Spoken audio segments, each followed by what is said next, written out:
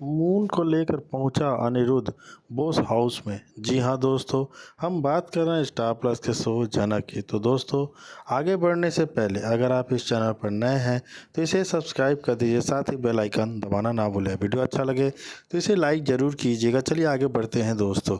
जनक serial में अभी तक आपने देखा कि अनिरुद्ध मून को ले जाता है, जनक पर सब उंगलियां उठाते हैं। पराशर बोलता है, जनक जब तुम्हारा वो पति है तो तुम उसके साथ क्यों नहीं गई।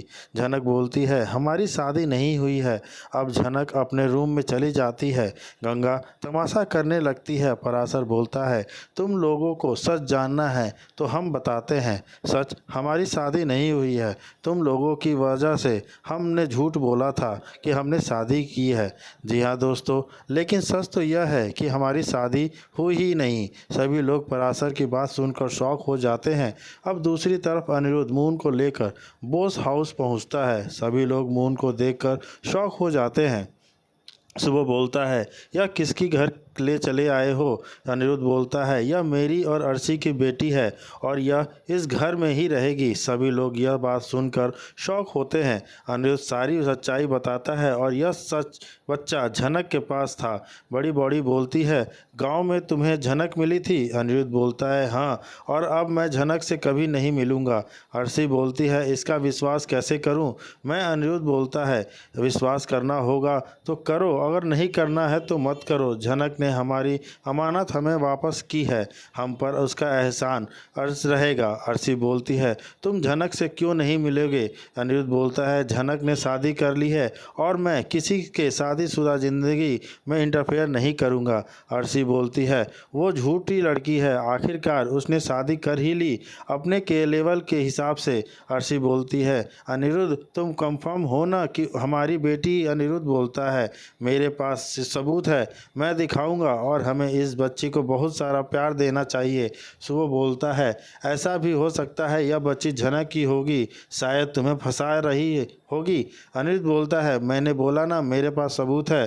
छोटौन उन्हें झनक के बारे में पूछता है। अनिरुद्ध बोलता है, मुझे किससे की मतलब नहीं है, उसके बारे में मुझे सोचना चाहता हूँ। अनिरुद्ध याद आता है कि गांव में वो झनक से इतने पास गया था लेकिन झनक ने नहीं बताया था कि उसकी शादी हुई है। अर्शी बोलती है, अनिरुद्ध तुम कुछ छुपा रहे हो। अनिरुद्ध बोलता है, जो बताना था वह मैं बता चुका हूँ। दूसरी तरफ पराशर झनक से पूछता है, तुमने क्यों भेजा मून को, तुम मून के बगैर नहीं रह सकती हो क्या। पराशर बोलता है, फिर तुम सच क्यों नहीं बता रही हो। झनक बोलती है, यह मेरा निजी मामला है। पराशर बोलता है, तुम ही बताओ हम क्या करें। जनक बोलती है, मुझे मार डालिए, मेरे साथ जो कुछ करना चाहिए वो करिए कीजिए। जनक, मैं आपको सब सच बताती हूँ। आपको लगता है कि मैं झूठी और बुरी लड़की हूँ तो मैं इस गांव को छोड़कर घर चली जाऊँगी। जी हाँ दोस्तों, ये सब सुनने के बाद अनिरुद्ध और जो है पूरे शौक हो जाते हैं गाँव वाले और सोचने लगते हैं कि आखिर यह कैसी लड़की है। पराशर पूछता रहता है और झनक से बोलता है कि झनक, आखिर तुमने ऐसा क्यों किया। तुमने मून को भेज तो दिया, तुम उसके बगैर कैसे रहोगी। वहीं दूसरी तरफ अनिरुद्ध बोस परिवार को समझाने में लगा होता है, अर्शी को बताने में लगा होता है कि मून जो है हमारी बेटी है, यह हमारा खून है, हमारे पास सबूत है कि यह मेरी बेटी है। लेकिन अर्शी मानने को तैयार नहीं होती है। वो बोलती है कि नहीं, झनक हो सके झूठ बोल रही होगी। सो वो बोलता है कि नहीं, हो सकता है वह झूठ बोल रही होगी क्योंकि वो तुम्हें फंसाना चाहती है, तुम्हें फंसा रही होगी। अनिरुद्ध बोलता है, मैंने बोला ना मेरे पास सबूत है। छोटान उन्हें झनक के बारे में पूछता है। अनिरुद्ध बोलता है, मुझे उसके बारे में कोई मतलब नहीं है, मैं उसके बारे में कुछ नहीं जानता और ना ही मैं उसके बारे में बात करना चाहता हूँ। ये सब सुन के सभी शौक हो जाते हैं। आखिर अनिरुद्ध को झनक से ऐसी क्या प्रॉब्लम हो गई और झनक ने ऐसा क्या बोल दिया अनिरुद्ध को कि अनिरुद्ध उसके बारे में सुनना तक नहीं चाहता है। जी हाँ दोस्तों, अनिरुद्ध बोलता है तो लेकिन कोई भी उस पर विश्वास नहीं करता है। अर्शी उस पर उसी दिलचस्प में जी हाँ लो ज़िंदगी थोड़ा आसान बना सके। लेकिन तभी एक ऐसी सच्चाई सामने आई जिसने अनिरुद्ध की पूरी दुनिया ही हिला कर रख दी। वह जानता था कि झनक और पराशर के बीच जो रिश्ता है वह सिर्फ एक दिखावा है। वह एक जानता था कि झनक ने खुद को पराशर की पत्नी के रूप में पेश किया है क्योंकि वो गांव वालों से बचना चाहती थी और गांव वालों से बचाना चाहती थी अपनी मून को, जबकि यह सब झूठ है। इस रहस्य ने अनिरुद्ध के अंदर गुस्से की एक आग जला दी। एक दिन जब गांव के लोग इकट्ठा हुए थे, अनिरुद्ध ने सबके सामने एक ऐसा कदम उठाया जिसकी किसी को उम्मीद नहीं थी। उसने अचानक झनक की मांग में सिंदूर भर दिया। यह देखकर पूरे गांव वालों में सन्नाटा छा गया। किसी ने सपने में भी नहीं सोचा था कि अनिरुद्ध ऐसा कुछ करेगा। उसने अपनी बुलंद आवाज में कहा, यह झनक मेरी पत्नी है और पराशर और इसके बीच कोई वैवाहिक रिश्ता नहीं है। इस ऐलान से पूरे गांव में हलचल मच गई और लोग एक दूसरे को हैरान होकर देखने लगे। उनकी आंखों में गुस्सा, अविश्वास और चौंकाने के भाव का साफ दिखाई दे रहा था।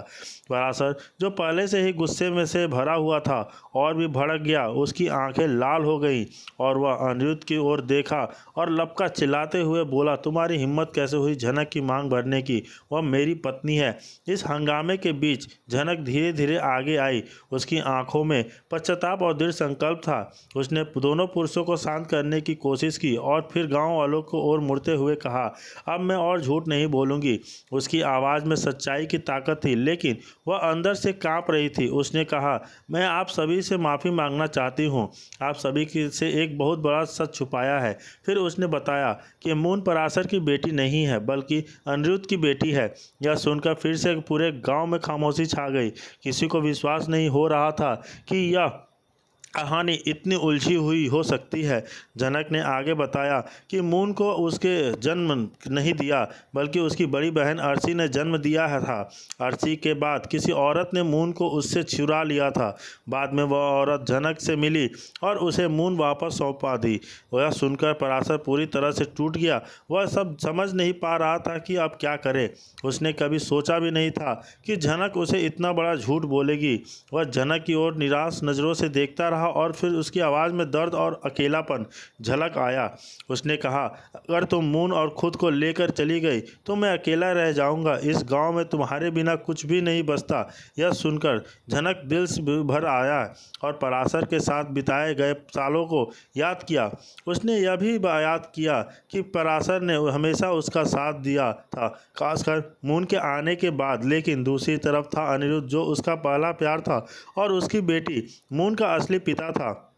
अनिरुद्ध ने झनक से वादा किया था कि वह उसे कोलकाता ले जाएगा और उसे एक नई जिंदगी देगा। झनक अब दो रास्तों पर खड़ी थी। एक तरफ उसकी जिम्मेदारी और संघर्ष था, दूसरी तरफ उसका प्यार था, अनिरुद्ध और उसकी बेटी मून का भविष्य। वह जानती थी कि मून को एक बेहतर भविष्य मिल सकता है अगर वह अनिरुद्ध के साथ कोलकाता जाए। कुछ दिन इसी कश्मकश में बीते और गांव का माहौल और भी तनावपूर्ण हो गया। लोग झनक और पराशर को अलग अलग नज़रों से देखने लगे। कुछ लोग झनक से धोखे से नाराज थे तो कुछ उसकी मजबूरी को समझ रहे थे। लेकिन अनिरुद्ध लगातार झनक पर कोलकाता चलने का दबाव डालता रहा, क्योंकि वह जानता था कि वह गांव में उनके लिए खतरे से खाली नहीं है और गंभीर हो